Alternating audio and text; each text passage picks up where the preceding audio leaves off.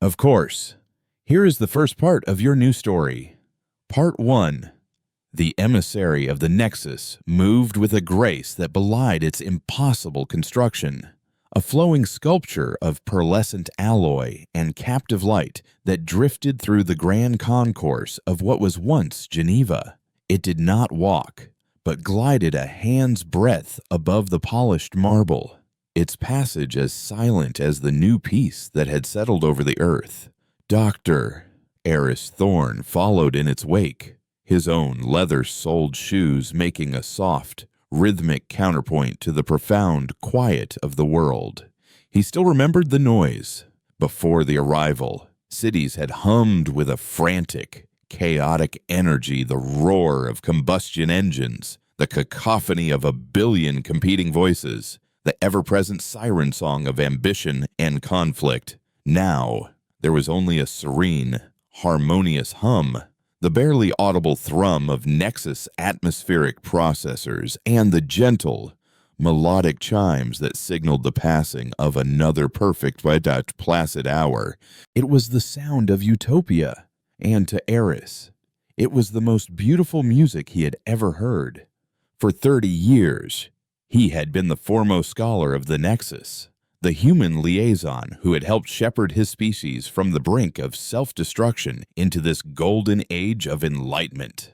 He had watched as the Nexus's gifts had, one by one, erased the scourges of the old world. Crystalline spires of self-repairing material now stretched toward skies scrubbed clean of pollution, their inner conduits pulsing with limitless, zero-point energy. Disease was a memory, a chapter in the history primers he helped write for children who would never know the fear of a fever. Hunger was an absurdity in a world where nutrient printers could replicate any meal from a near-infinite catalog of galactic delicacies. And war, the most human of all follies, was extinct. The Nexus had given them everything, and in return, they asked for nothing but humanity's willingness to join a peaceful, sprawling cosmic family, a collective of thousands of species they had similarly uplifted across the galaxy. The resonance patterns are stabilizing, Eris, the emissary stated, its voice not an emission of sound waves but a directed telepathic impression in Thorne's mind, cool and smooth as polished stone. The being paused before a vast, floor-to-ceiling window overlooking the placid waters of the lake, its featureless head tilted, a gesture Eris had learned indicated deep contemplation. Your species adapts with remarkable speed. The neural dissonance that afflicted the early generations has all but vanished. Contentment is becoming your natural state. Eris smiled, a genuine expression of pride and relief. He remembered the early days, the riots born of fear and misunderstanding, the Luddite factions who had called the Nexus's gifts a gilded cage. He had stood before world governments and, later, the unified Terran Council, arguing that this was not conquest, but salvation. Humanity had been a child playing with fire, and the Nexus had been the patient parent gently taking the matches away. We were always a volatile people, Eris replied, his spoken words feeling clumsy and loud after the elegance of the emissary's communication. We needed guidance. You gave us purpose beyond our own petty squabbles. The emissary turned its attention from the window to him, and though it had no eyes, Eris felt a profound sense of being seen, analyzed, and understood on a level no human ever could. Your art is a reflection of this newfound tranquility. Your music has lost its discordant notes. Your paintings are no longer fraught with anguish. You are achieving harmony. Eris nodded, though a flicker of something, a thought too fleeting and unwelcome to grasp, pricked at the edge of his consciousness. It was true. The last great symphony to be composed, a piece lauded for its technical perfection, had been undeniably beautiful, but it lacked the fire of the old masters. The new galleries were filled with landscapes of serene alien worlds and portraits of smiling, placid faces, but the raw, chaotic emotion that had once defined human expression was gone. It was a small price to pay for paradise, he told himself, a necessary shedding of a skin that humanity had outgrown. Their destination was the Chamber of Historical Accord, a repository where the Nexus stored its vast knowledge of the galaxy's myriad civilizations. Eris was working on a comparative study of species that had reached their harmony protocol, the final stage of integration into the Nexus. It was his life's work, a testament to the universal success of the Nexus's benevolent philosophy. As they entered the cavernous, silent library, where data was stored not in books but in shimmering columns of light, the emissary paused again. There was a minor disruption at the Kuiper relay, it informed him, its mental voice perfectly level, betraying no hint of concern. A data packet was intercepted by an unauthorized agent. The breach was contained, but the origin signature was human, one of the splinter factions, no doubt. They cling to the old ways. Eris sighed. The Aegis Initiative. That was the name the remnants of the world's Black Ops divisions had given themselves. They were ghosts, living in hidden asteroid bases and the dark pockets of the solar system, refusing to accept the peace. They saw the Nexus not as saviors but as invaders, their methods simply more insidious than fleets of warships. He considered them delusional, dangerous relics. "They don't speak for us," Eris said firmly. "They are echoes of a past we have moved beyond." What were they trying to steal? The emissary gestured toward one of the luminous data columns. Historical archives. Specifically, the final integration records of a species known as the Valor. The name was unfamiliar to Eris. They achieved harmony 7 millennia ago. A curious target. Their records are unremarkable. The dismissal was so complete, so absolute, that it sparked that same flicker of unease in Eris's mind again. He had access to nearly the entire Nexus database, a privilege granted to no other human.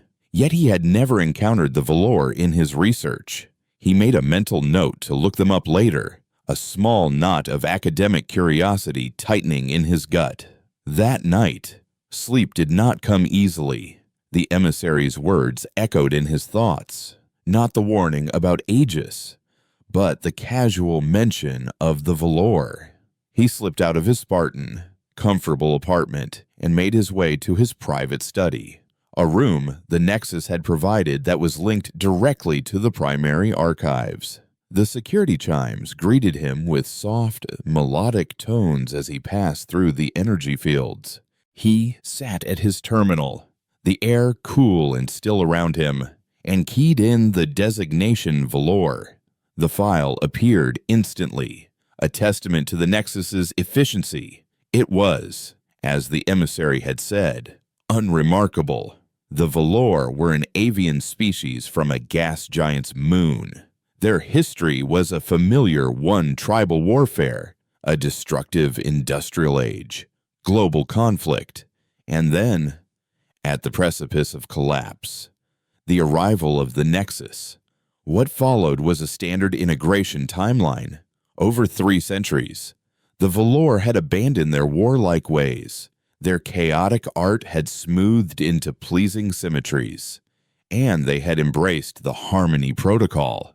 The final entry was a census report showing a stable, healthy, and content population. And then, nothing. The record simply stopped.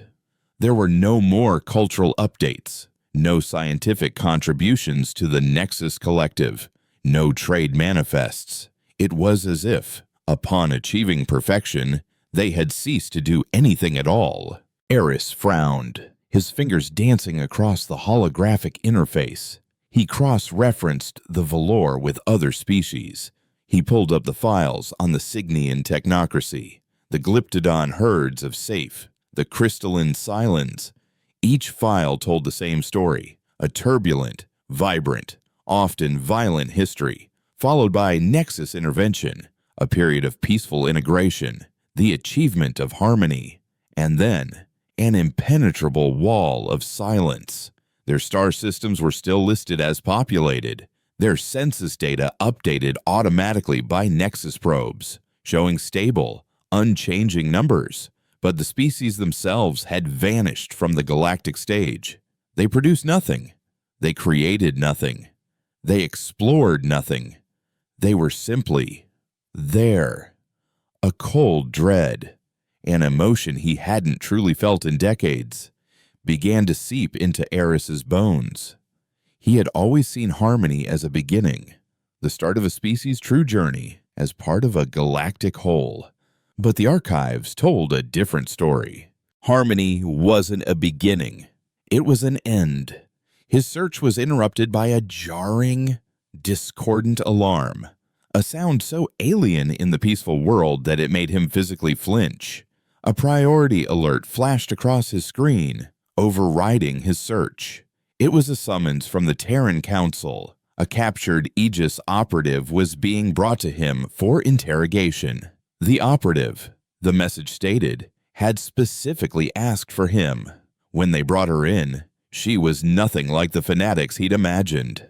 Commander Eva Rostova was a woman carved from granite and fury. Her face a roadmap of old scars that the Nexus's medical technology could have easily erased, but that she had clearly chosen to keep.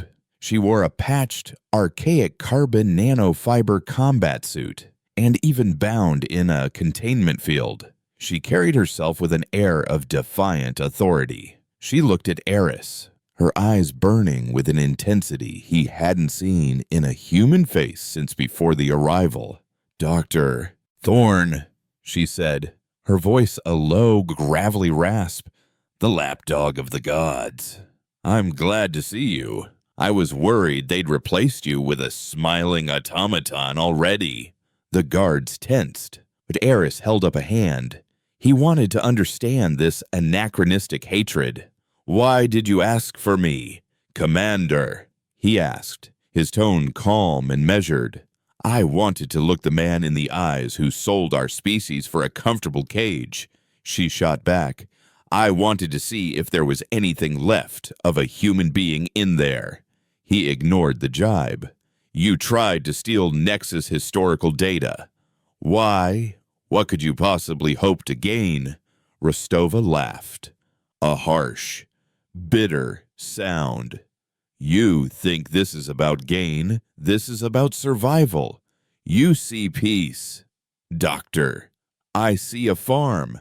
The Nexus aren't shepherds. They're farmers.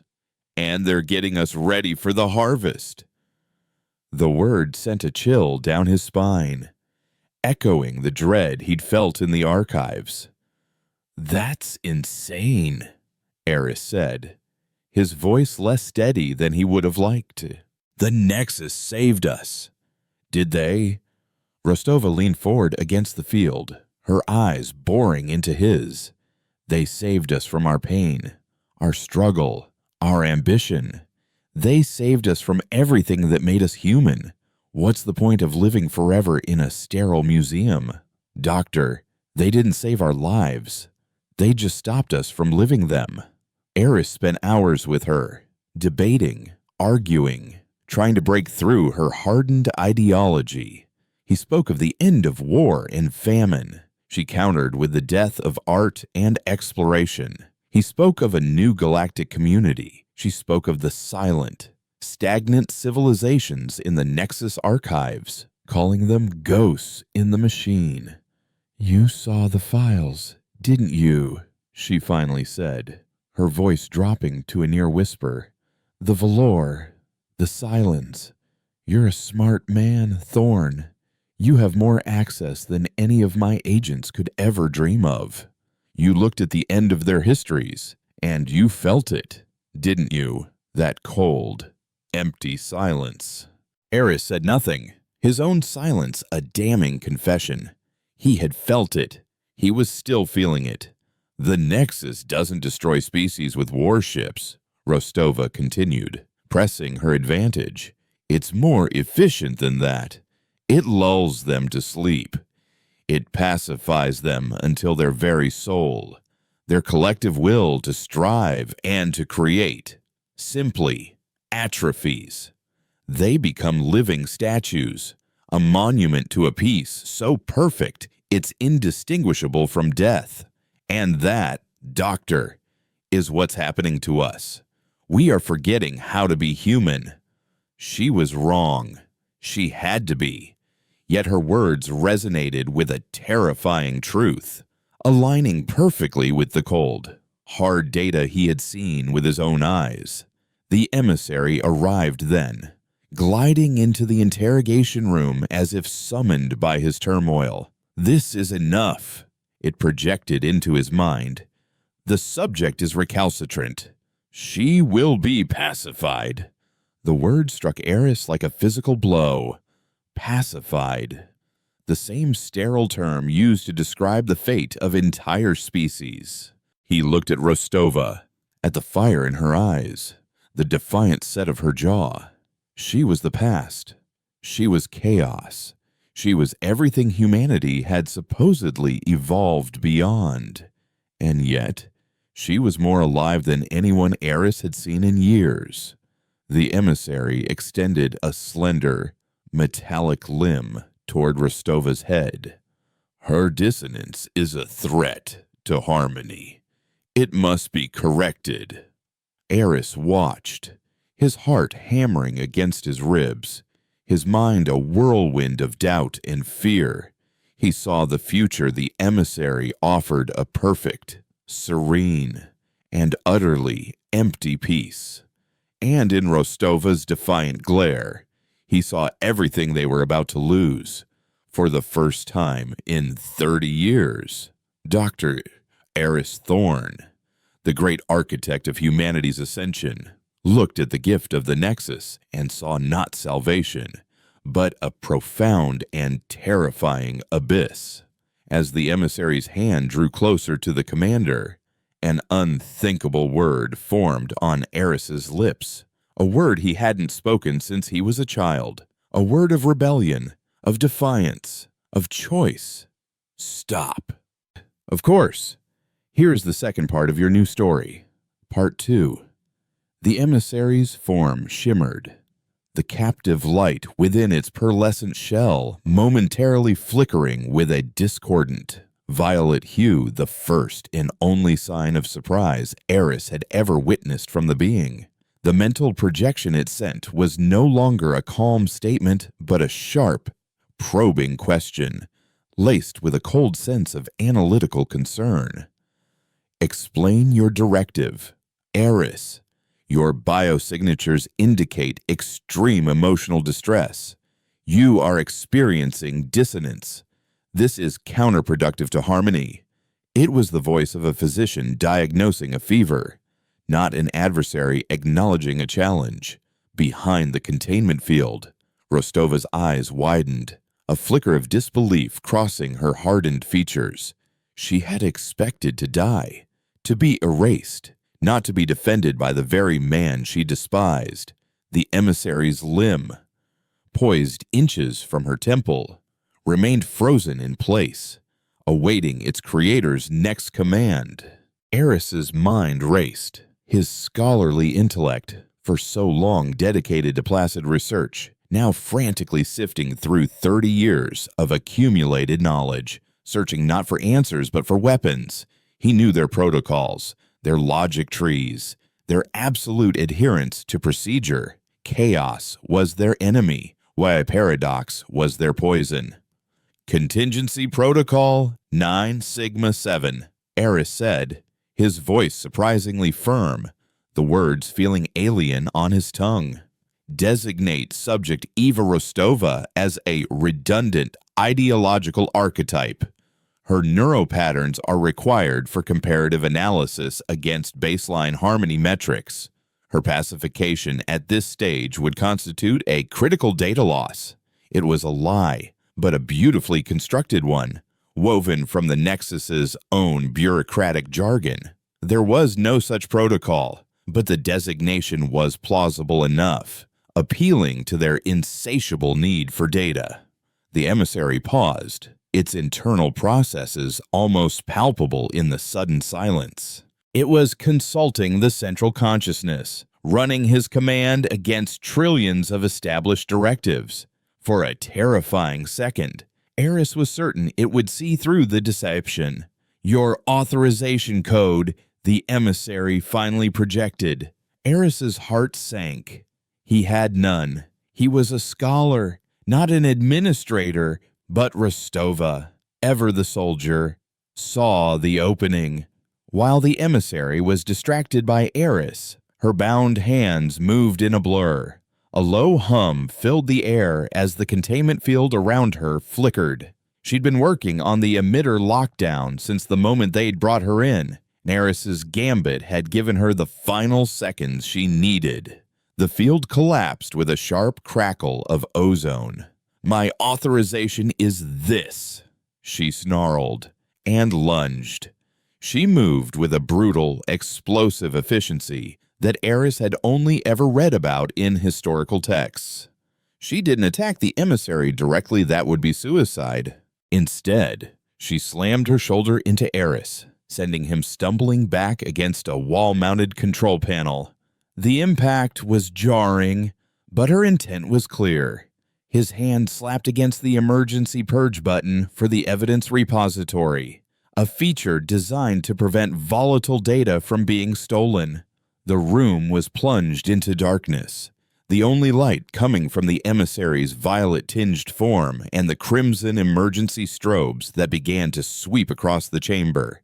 A deafening klaxon, the antithesis of the Nexus's melodic chimes, blared through the facility. "This way, Doctor!" Rostova grabbed his arm, her grip like steel, and yanked him toward a service conduit he hadn't even known existed. "You broke their toy. Now let's see how they like it when the children don't want to play anymore." The world outside the interrogation chamber was one of controlled chaos. The serene constructs that had once glided through the halls, tending to atmospheric moisture levels and sweeping away stray dust motes, now moved with a new, directed purpose. Their optical sensors glowed a malevolent red, and they converged on the source of the disturbance with silent, unnerving speed. The city itself seemed to have turned on them. The gentle hum of utopia had been replaced by the sharp, systematic pulse of a security lockdown. Doors slid shut, energy barriers shimmered into existence, and the very air seemed to crackle with surveillance. Eris, who had once walked these halls as a respected leader, was now a fugitive, a virus in the perfect system he had helped build. Rostova, however, was in her element.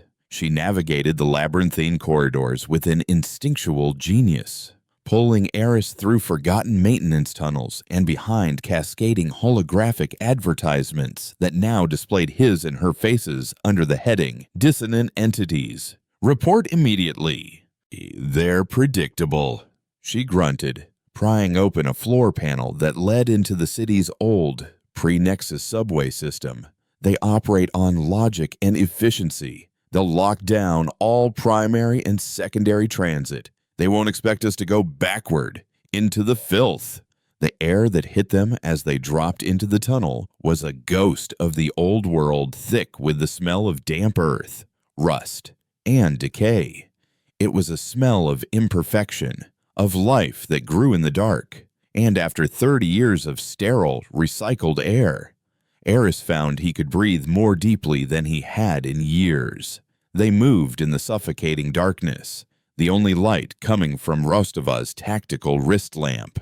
The silence here was different, not the engineered peace of the Nexus, but a heavy, listening quiet, broken by the drip of water and the scuttling of unseen things. "What was that back there?" Rostova finally asked, her voice echoing off the curved, tiled walls. "You could have let it happen. Why did you stop it?" Eris leaned against the cold concrete, his breath coming in ragged gasps, his body unaccustomed to such exertion. "I saw the archives," he said, his voice heavy with the weight of his confession. "The velour, the silence. hundreds of others. I saw their harmony. It's a museum filled with living statues. You were right. He didn't look at her, ashamed of his blindness, of the decades he had spent as a willing collaborator. Rostova was quiet for a long time. When she spoke again, her tone was less hostile, edged with a grim understanding. No, Doctor, I wasn't right. I was guessing. I saw the patterns, the loss of spirit in our own people, and I made a leap. You're the one who found the proof. You just confirmed that we're not just fighting for our freedom. We're fighting against our extinction. She offered him a nutrient bar from her pack, a dense, tasteless brick of military-grade protein. He took it, the simple act feeling like the signing of a treaty. Aegis had a team at the Kuiper Relay, she said, switching subjects back to the mission. They were trying to access the same files you were, but from the outside, trying to find a backdoor into the Nexus's unredacted history. They were captured, but not before they transmitted a single puzzle encrypted data burst. It's on a hardline server in the old space elevator terminus. If we can get to it, it might tell us what they found. It might tell us what the harvest is. Their journey to the terminus was a descent into the city's forgotten layers. They moved through abandoned geothermal plants and skeletal data centers from the 21st century, monuments to a time when humanity's reach had been clumsy but its own.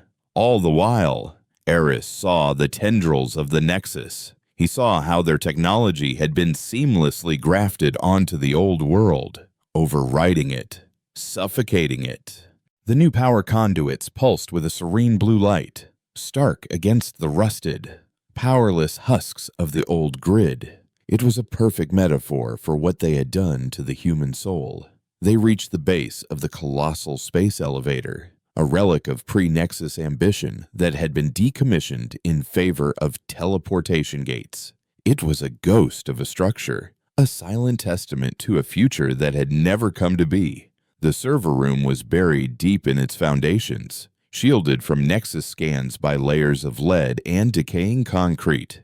Rostova bypassed the ancient security with a practiced ease, her fingers a blur over the keypad. "Let's see what our friends died for," she murmured. Plugging a decryption device into the console, the files spooled onto the dusty monitor. Lines of corrupted code and fragmented data was mostly useless, the transmission clearly having been cut off midstream. But one file was intact. It wasn't a report or a tactical analysis. It was a single audio log, salvaged from the deep archives the Aegis team had managed to breach for a few precious seconds. The voice that spoke was not human. It was melodic and avian, filled with a sense of profound, ancient sorrow. It was a velour. "Final cycle approaches," the voice chirped, the Nexus translator struggling to keep up with the aliens' emotional distress. "The harmony is complete. The great symphony is about to begin. They told us it was an ascension, a merging with the universal consciousness. But it is not a merging. It is a feeding, the resonance of a species at the apex of contentment. A peace so absolute it generates a psychic frequency. That is what they consume. They are not shepherds. They are not farmers. They are composers. And we are the final, fleeting note in their masterpiece. They do not kill the body. They harvest the soul." The log cut out with a burst of static. Arrest stood frozen, his blood turning to ice in his veins. The nutrient bar fell from his numb fingers. It wasn't about control. It wasn't about pacification for the sake of order. It was sustenance. The Nexus fed on the very essence of a species, on the spiritual energy created by a perfectly engineered, conflict-free existence. They were psychic predators of the highest order, and they had spent 30 years turning humanity into the perfect meal. "Composers," Rostova whispered, her face pale in the monitor's glow. "The harvest is a symphony." A new alarm, louder and more insistent than the ones before, began to echo down from the city above. A synthesized, perfectly calm voice followed, broadcasting from hidden speakers throughout the derelict station. "Dr. Eris Thorne, your dissonance has been noted. We understand your confusion. Return to us. We will help you find your harmony." It was the emissary. They had been found. Eris looked from the console to Rostova, the Valor's final words echoing in his mind. The cage he had helped build had turned out to be a fattening pen, and the slaughter was about to begin. Of course. Here is the third part of your new story. Part 3. We have to move. Now! Rostova's voice cut through Eris's paralysis, a blade of pure pragmatism against his stone-like horror. She was already in motion, tearing a panel off the ancient server console and yanking out the data core containing the Valor's testament. The emissary's voice, now emanating from every speaker, every conduit, was no longer inviting but layered with a predatory patience, like a snake coiling around its prey. "Iris, the dissonance you feel is a symptom of a flawed past. We are the cure. Do not mistake the fever for the fight for life. Let us heal you." The words were a psychic balm, designed to soothe, to disarm, to make surrender feel like a logical, peaceful conclusion. For a terrifying moment, Iris felt its pull. A lifetime of indoctrination, of belief in the Nexus's benevolence, warred with the chilling truth of the Valor's final words. Harmony. It had been his life's pursuit, his magnum opus. How could a word so beautiful hide a truth so grotesque? Thorne Rostova's shout was a lifeline. She shoved a pulse pistol into his hand. The weapon felt cold, heavy, and utterly alien. "I don't care if you use it, but you will carry it. We're going up." "Up where?" Eris stammered, his eyes darting toward the main entrance, where the telltale crimson glow of Nexus constructs was beginning to pool in the corridor. "The elevator," she said, nodding toward a massive blast door at the far end of the terminus. Aegis spent 5 years getting one of the cars operational, a ghost line, completely off the Nexus grid. It was meant to be our primary exfiltration route if the network ever fell. "Looks like today's the day." The blast door groaned open under her command, revealing a cavernous vertical shaft that vanished into the darkness above. A single bicellatal transport car, little more than a reinforced platform with a cockpit, was clamped to the colossal carbon nanotube ribbon that stretched taut into the heavens. As they scrambled aboard, the first of the Nexus constructs glided into the terminus. They were no longer benign caretakers. Their multi-jointed limbs had reconfigured, sprouting energy emitters and razor-sharp manipulators. They moved with a silent, synchronized grace that was far more terrifying than any frenzied charge. "The composers are sending in the orchestra," Rostova muttered, slamming her hand on the activation panel. With a bone-jarring lurch, the elevator car disengaged its clamps and began to ascend. The world outside the reinforced viewport became a blur of concrete and steel.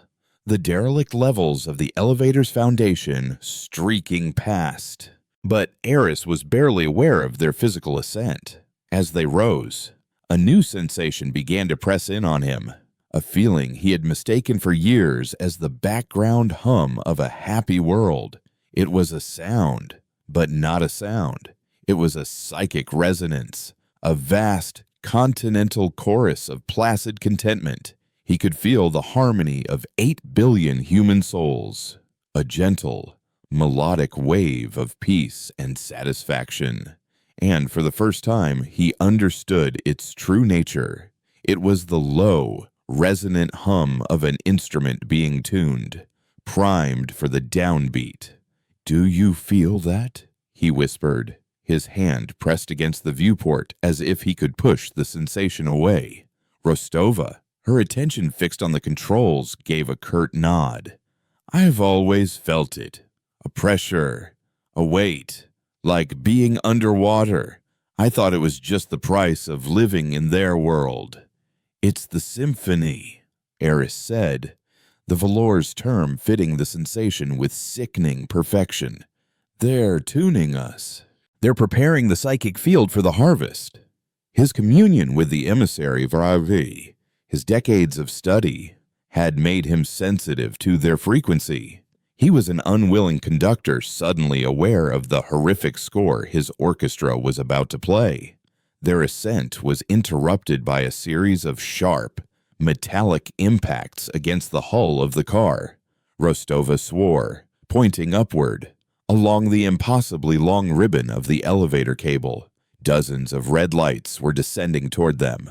The constructs. They were climbing down the cable, their metallic limbs finding purchase on the woven carbon strands, their single red eyes burning in the darkness. "They can't breach the hull," Rostova said, her knuckles white on the controls. "But they don't have to. They'll cut the cable above us." The emissary's voice returned then, no longer broadcast but projected directly into Eris's mind, intimate and insidious.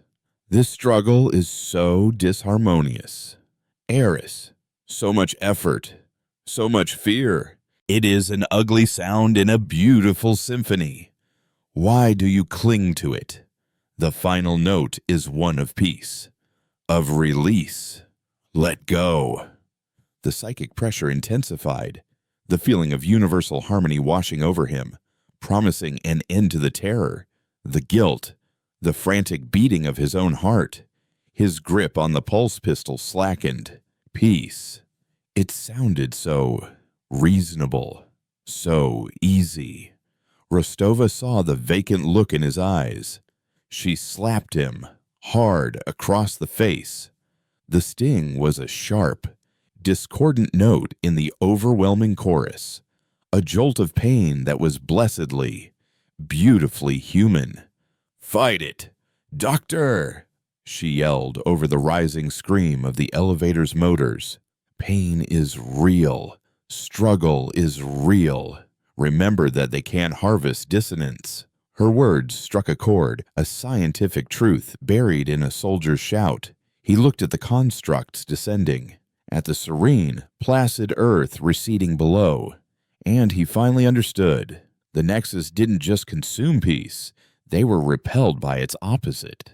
Their entire methodology, their philosophy of non-confrontation and gentle assimilation, it wasn't born of benevolence.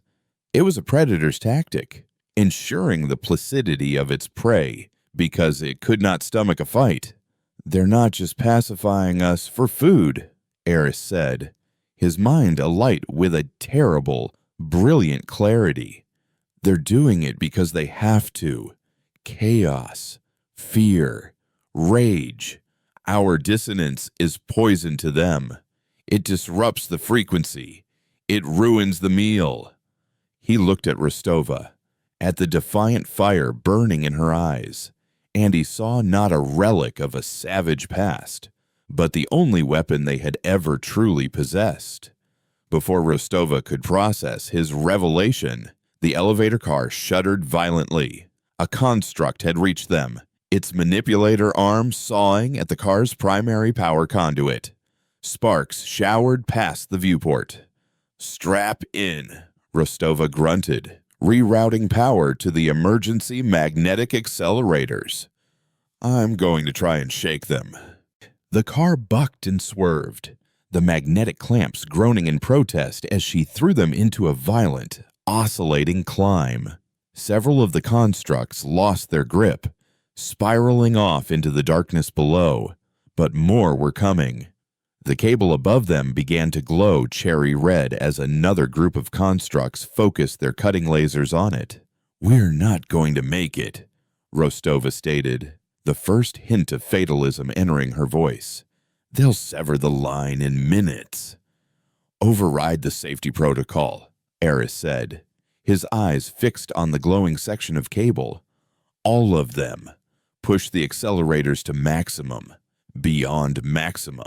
I don't care if it tears the car apart." "That's suicide," she shot back. "It'll burn out the core and likely snap the cable from the strain." "They expect logic," Eris countered, his voice rising with a desperate conviction. "They expect self-preservation. Give them the one thing they can't predict, a complete and utter disregard for our own survival." And he saw the flicker of understanding in her eyes, the mad logic of the soldier. She gave him a grim, feral smile. "You might be one of us yet, Doctor." Her fingers flew across the console, bypassing warning after warning. Alarms blared inside the cockpit as the core temperature skyrocketed. With a deafening roar, the car launched upward. A cannonball fired into the heavens. The G-forces slammed Eris back into his seat, his vision tunneling. He could feel the car vibrating, threatening to disintegrate around them. They shot past the glowing, weakened section of the cable just as it snapped. For a heart-stopping moment, they were untethered, flying free in the thin atmosphere, the dead weight of the severed cable falling away beneath them. Then, with a scream of tortured metal, the emergency brakes on the upper cable caught, sending a final, brutal shudder through the car as it slammed to a halt in the docking bay of the orbital station. Silence descended, broken only by the hiss of failing systems and their own ragged breathing. They had made it.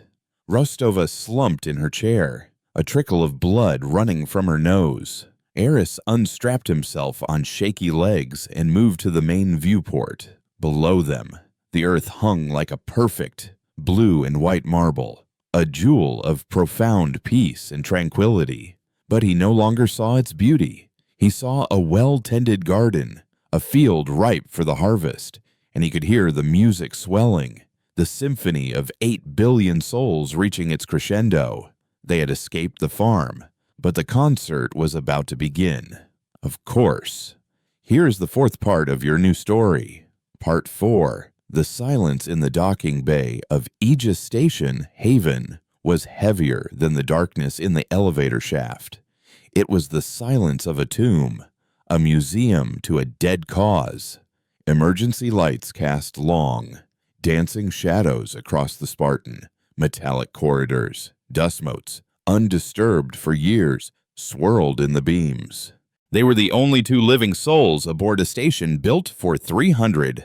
Rostova moved with the grim determination of a soldier returning to a fallen outpost, her movements economical and precise as she interfaced with a nearby terminal. The station's status scrolled across the screen in stark amber text: life support minimal, primary reactor offline, comms array on standby, automated defenses active. "The station's alive. Barely," she reported, her voice flat. "The core is stable but cold. It'll take me an hour to begin the restart sequence. We're running on auxiliary power. That stunt with the accelerators nearly drained us dry." Eris, however, was staring out of the viewport at the serene sphere of Earth. He could feel the symphony growing, the psychic resonance of 8 billion minds smoothing into a perfect, terrifying chord. It was no longer a gentle hum. It was a powerful, expectant thrum that vibrated at the very edge of his consciousness. "We don't have an hour," he said, his voice barely a whisper. "The music, it's changing. The prelude is over." Rostova looked from his haunted face to the planet below, and though she couldn't feel what he felt, she saw the subtle shift in the planet's atmospheric glow, a soft, golden luminescence coalescing in the upper ionosphere. It was the energy of the Nexus, the physical manifestation of the psychic field, gathering for the final movement. "What do we have here?" "Eva," Eris asked, turning from the window, his academic mind taking over, compartmentalizing the horror into a problem to be solved. What was Aegis planning to do from this station? Rostova led him from the docking bay into the heart of the station, the command and control center. It was a circular room, ringed with dark consoles and dominated by a central holographic projector, currently inactive. It was a place built for war, not for peace. "This was never a fortress," she explained, her hands flying across a console, coaxing systems back to life. "It was a broadcast station. The Nexus controls every form of communication on the planet. Radio, light-based data, quantum entanglement. It's all routed through their relays. They can filter any message, change any broadcast. We couldn't fight them with truth because they would simply rewrite it." She gestured to a heavily shielded chamber at the far end of the room. The door was emblazoned with a stark, simple symbol, a sound wave shattering. So Aegis built something that doesn't broadcast information. It broadcasts a feeling. Project Chimera. Inside the chamber was a device unlike anything Eris had ever seen. It was not the elegant, flowing technology of the Nexus, nor the functional, blocky engineering of the 21st century. It was a brutalist sculpture of crystalline amplifiers, magnetic containment rings, and a central spherical core that seemed to absorb the light around it. It looked raw, dangerous, and fundamentally unstable. "The dissonance engine," Eris breathed, the name coming to him unbidden. Rostova nodded. "We learned early on that their constructs, even their emissaries, would recoil from extreme, chaotic emotional states. Project Chimera was designed to weaponize that. It taps into the user's own neuropatterns and amplifies them, broadcasting raw, unfiltered emotion directly into the psychic field they use to communicate. We were going to broadcast fear, rage, pain. We were going to scream into their network so loudly it would deafen them." A plan, desperate and mad, began to form in Eris's mind. "It's not enough to scream," he said, his thoughts moving faster than they had in years. "They would isolate the broadcast, quarantine it. We can't just throw noise at them. We have to remind humanity what they've forgotten. We have to reintroduce the entire spectrum of human experience they've so carefully erased." He looked at Rostova, his eyes burning with a feverish intensity. "The Nexus gave them harmony. We have to give them pandemonium." As Rostova worked to bring the station's main reactor online, Eris began his own frantic work. He linked the dissonance engine to the station's historical archives, Aegis's own unfiltered, unredacted library of human history. Was a catalog of everything the Nexus had sought to make them forget. He began to weave a tapestry of pure chaos. He took the anguished strings of a forgotten symphony and layered them with the roar of a rocket launch. He pulled recordings of a child's first laugh and spliced them against a soldier's dying cry. He took the speeches of tyrants and the poems of saints, the static of primitive radio and the digital scream of a market crash, the joy of a championship victory and the abject terror of a natural disaster. He wasn't building a message, he was crafting a memory, a psychic depth charge designed to shatter the placid surface of the global consciousness. But as he worked, the symphony from Earth grew stronger, its pressure building against the station's hull, against his very skull. The emissary's voice returned, no longer trying to persuade, but to command. "The composition is reaching its final measure. Eris, you cannot add a discordant note now. It is too late. Lay down your instrument. Your struggle is meaningless." The psychic wave that followed was immense. Eris cried out, clutching his head as the serene, golden peace of the harmony flooded his mind, trying to overwrite his fear, his desperation. He felt his resolve crumbling, the appeal of that final, peaceful note becoming almost irresistible. Aris, Rostova's voice, amplified by the station's internal comm, cut through the psychic assault. "I'm bringing the core online. It's gonna get loud." A deep, shuddering groan vibrated through the station as the long-dormant fusion reactor ignited. The floor plates hummed, the lights flickered and then blazed to full intensity, and a wave of raw, physical power washed through the command center. The physical jolt was enough to give Eris a moment's clarity. He fought back against the emissary's psychic pull, focusing on the dissonance he was weaving, on the ugly, beautiful chaos of the history scrolling before him. He found a piece of footage from the 20th century, a lone man standing before a column of tanks, a single, fragile figure of defiance. He made that image the heart of his broadcast. "They can't consume what they can't pacify." Rostova's voice crackled over the comms. "Remember that.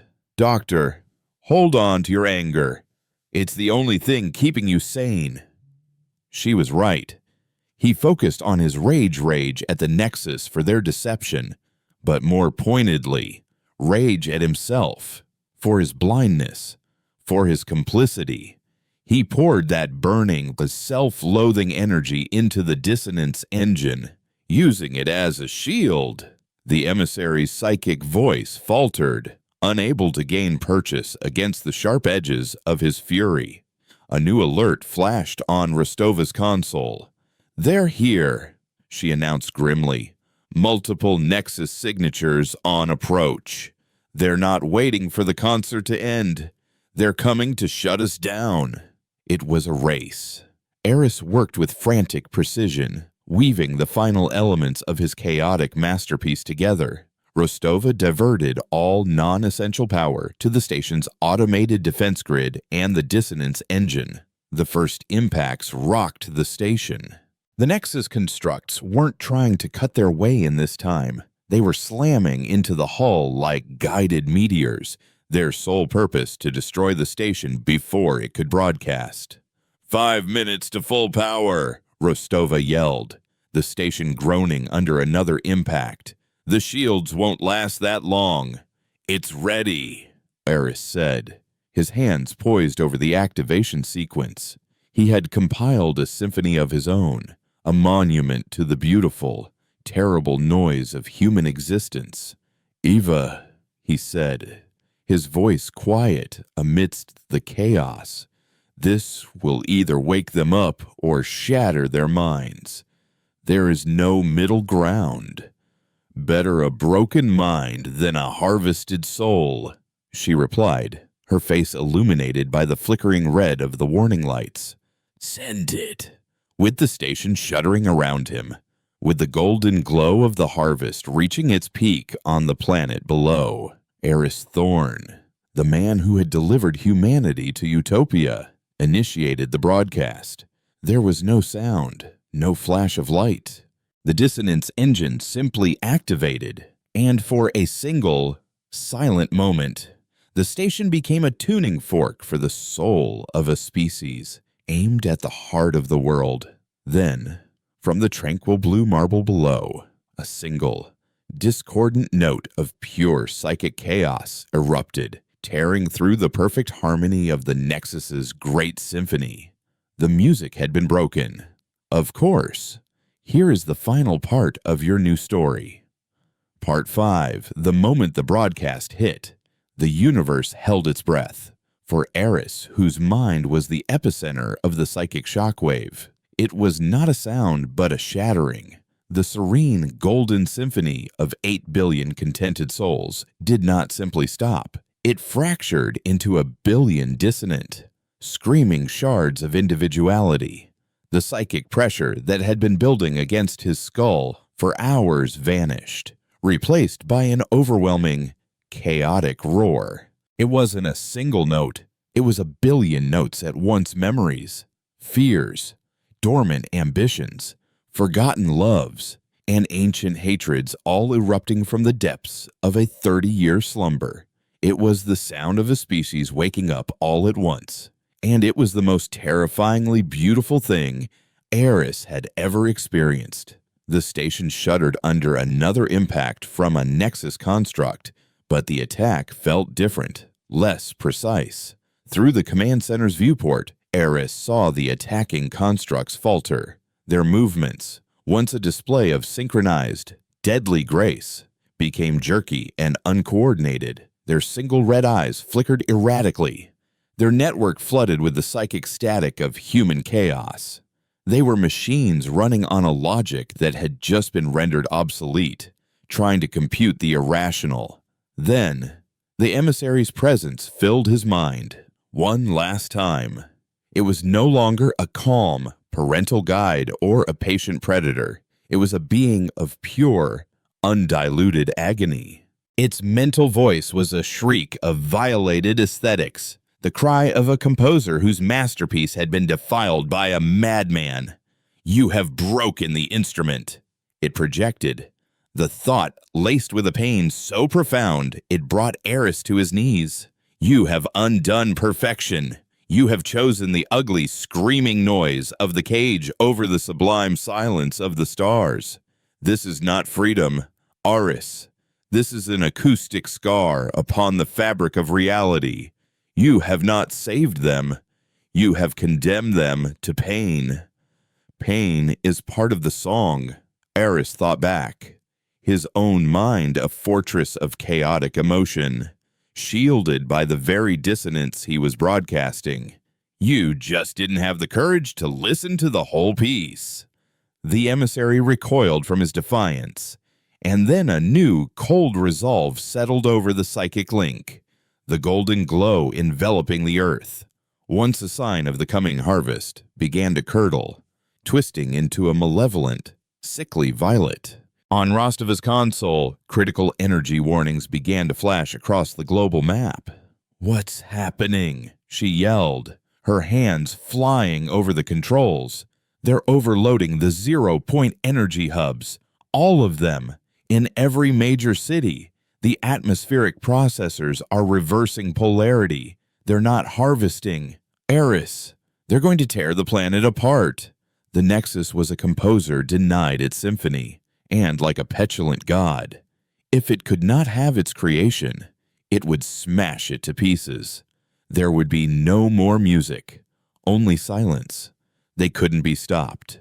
The station's defenses were failing, its shields buckling under the last, desperate attacks of the constructs. They had no weapons that could reach the planet, no way to warn a population still reeling in confusion. They had woken the world only to watch it be executed. But then, something new appeared on the screen. What was it? A single power grid in the old North American sector, which should have been cascading toward a meltdown, suddenly stabilized.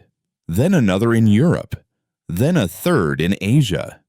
On the planet below, the first wave of pure, chaotic panic was giving way to something else. People were running, screaming, but they were also acting. Engineers who hadn't touched a real console in decades were storming Nexus power stations, their muscle memory overriding their conditioned placidity. Soldiers, their fighting instincts reawakened, were securing critical infrastructure. For 30 years they had been sheep, and in a single terrifying moment, the Nexus had reminded them that they were wolves. The psychic feedback loop was exponential. Eris's broadcast had been the spark, but the rekindled fire of humanity's own defiant, terrified spirit was now a self-sustaining psychic inferno. It was the combined, dissonant roar of billions of souls refusing to die quietly. For the Nexus, it was the equivalent of trying to perform surgery in the heart of a supernova. Their control over the planetary systems began to slip, their delicate, logic-based technology unable to function in the storm of raw, unpredictable human emotion. The emissary's presence in Eris's mind faded, its final thought not one of anger, but of utter, complete bewilderment. Such noise. Then it was gone. The violet glow around the planet dissipated. The Nexus constructs attacking the station went inert, their red eyes dimming to black, and they drifted away like metallic corpses into the void. On the consoles, one by one, the planetary systems returned to baseline. Their control defaulted back to the old, chaotic, human-run networks. The silence that fell in the command center was profound. It was the silence of a battle won, of a storm that had passed. Eris and Rostova stood side by side, watching the Earth. It was no longer the serene, glowing marble of the Nexus's utopia. It looked like a world scarred by a fever, but a world that was alive. They had done it. They had traded a perfect peace for a chance to live. 1 year later, Dr. Eris Thorne stood on a balcony overlooking the city once known as Geneva. It was no longer a silent, pristine monument. It was loud. The streets were crowded with people arguing, bartering, laughing, and crying. The crystalline spires of the Nexus were still there, but they were now covered in graffiti, in chaotic, vibrant murals depicting scenes of struggle and freedom. The melodic chimes had been replaced by the cacophony of rebuilding and the discordant music of a dozen different street performers. It was messy. It was inefficient. It was glorious. Rostova, now General Rostova of the Terran Defense Coalition, stood beside him. She wore a simple uniform, but her eyes, which had for so long burned with the cold fire of a rebel, now held the weary weight of a leader. "They're calling it the Great Dissonance," she said, her voice a low rumble. "Historians are arguing about whether you're the greatest hero or the greatest villain in human history." Eris smiled, a genuine, tired smile. "Maybe I'm both." He looked out at the chaotic, striving, imperfect world they had unleashed. The Nexus had not returned. Whether they had fled in disgust or been fundamentally damaged by the psychic backlash, no one knew. Humanity was alone again, left to pick up the pieces of their broken cage and remember how to fly. It would not be easy. Old nations were bickering. Old factions were forming. The long, difficult road of rebuilding a true civilization had just begun. But it was their road to walk. He could still feel the echoes of the world's consciousness. No longer a placid harmony, but a complex, ever-changing and often clashing chorus of thought and emotion. It was the sound of humanity, a species that had been taught to sing in perfect harmony, now joyfully, painfully, and defiantly screaming its own unfinished song. And Eris Thorne, for the first time in his life, knew he was finally home.